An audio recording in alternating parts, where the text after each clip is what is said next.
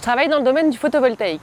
Le but de mes recherches consiste à participer à l'élaboration de systèmes capables de convertir directement l'énergie solaire en énergie électrique, et ça de la façon la plus performante possible.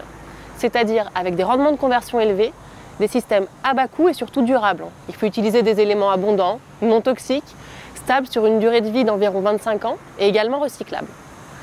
Pour y parvenir, nous avons besoin de toutes les compétences des équipes de l'IPVF et me concernant, je travaille particulièrement sur l'étape de fabrication. Une cellule solaire, c'est l'empilement de différentes couches de matériaux et chacune de ces couches a une fonction bien précise.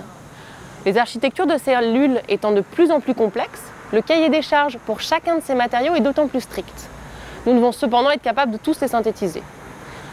Pour cela, j'utilise une technique de fabrication particulière qui s'appelle l'ALD. Et il s'agit d'une méthode où des molécules réagissent à la surface d'un substrat, se réorganisent pour construire le matériau. L'enjeu, c'est d'être capable de choisir les molécules adaptées, comprendre leur réactivité et surtout quelles propriétés elles donnent au matériau final. Pour cela, j'utilise les outils de la chimie de synthèse moléculaire, mais aussi les techniques du vide, la caractérisation de surface et des couches minces ou encore la modélisation. C'est ce qui nous a déjà permis, par exemple, de fabriquer de nouveaux matériaux adaptés pour fonctionnaliser des architectures en nanophiles qui ont un diamètre de quelques centaines de nanomètres. Utilisés sur des dispositifs photovoltaïques de dernière génération, ils permettent de capter plus d'énergie à moindre coût. Ce qui me plaît dans le métier de chercheur, c'est qu'il s'agit d'un métier qui est très varié. Dans la même journée, je peux être amenée à réfléchir à des questions très fondamentales ou très appliquées.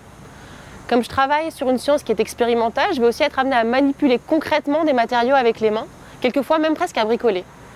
Et toutes ces actions, elles vont nécessiter d'être à la fois techniques, rigoureux et créatifs. Il faut également faire preuve de grande capacité d'adaptation et se remettre en question en permanence. Le cadre de travail, il est à la fois intergénérationnel et interculturel, puisque nous échangeons avec des étudiants, mais aussi des chercheurs plus seniors. Par ailleurs, on a des collègues qui sont un peu partout dans le monde et nous travaillons avec des chercheurs de disciplines scientifiques qui sont très variés. Et c'est vraiment cette variété qui est une vraie richesse pour le métier. Grâce à tous ces éléments, ce que j'espère, c'est faire avancer les sciences fondamentales, mais aussi avoir un impact positif sur la société en participant concrètement à une application qui est le photovoltaïque.